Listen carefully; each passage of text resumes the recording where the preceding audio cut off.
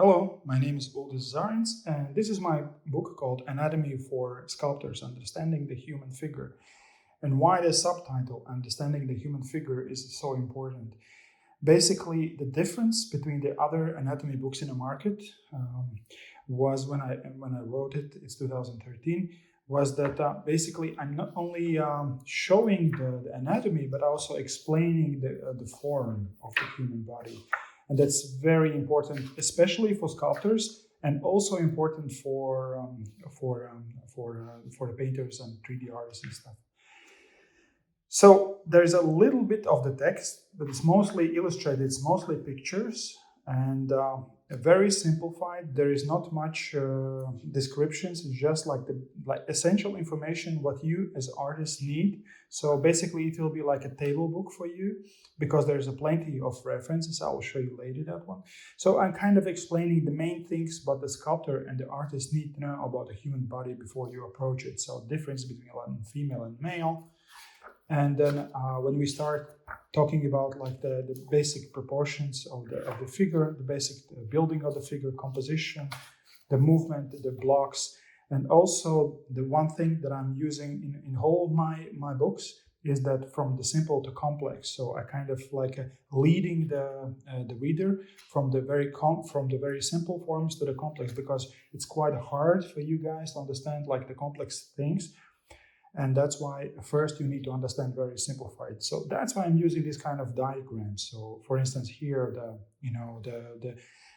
abdominals, rectus abdominis or abs. So don't do this, do this. So, and those things you will find a lot of in this book. And also the views from the top, for instance, and from the side.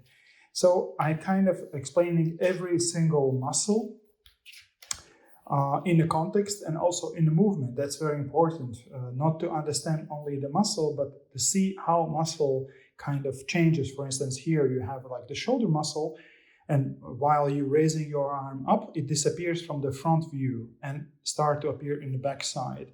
And then a little bit why it happens, kind of little scheme that shows it. Differences, of course, like here and female and male. And a little bit of scans, like fat pads of the female and fat pads of the male, proportions of the figure. And then it's divided in 4 parts. It's head and neck, torso, and figure, upper limbs and the lower limbs. So every single part of the body is covered. Basically, you get like the very basic information about every part of the body in very short way. So I'm showing the muscles in a movement, and also you always get a reference picture on the side. So because sometimes when you look at the body, you don't see the muscles. And once you start to see them, you cannot unsee them. So basically you learn how to see the muscles. So once you see them, you cannot unsee them. So that's another thing that makes you free as an artist. So you are not so much dependent on the references and on the model. So once you understand the body, and that's why the name of the book is Understanding the Human Figure. So you understand it, basically the knowledge is inside in you. You're not dependent on the examples of the other artists or the examples. And very simple structures, simple diagrams. Like here you see like the female and male eyebrows, the differences with some good examples. This is about the head, like how to construct the ear, the rotation of the head. Here you have the proportions of the head, different ages, like the babies and the elderly people as well. Some photographs of the models. Very interesting part is the upper limb, the hands. Basically, like the forearm is very hard to understand. So rotation. So when you rotate your arm, basic shapes, you understand the basic shapes.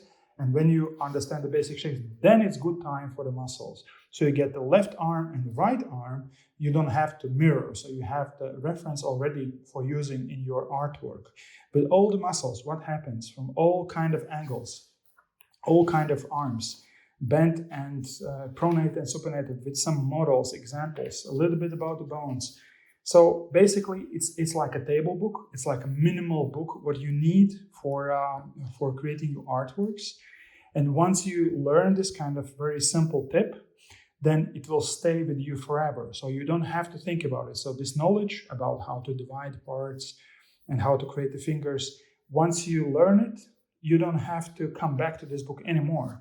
Sometimes you want to use this book for references, like I showed you very good models and also good examples of the muscles that help you to understand the form from the different angles. So I hope you will be happy to use this book in your work and for your learning, and also for teaching, like many art teachers using this book for explaining to the students about the human form. Okay, have a good one.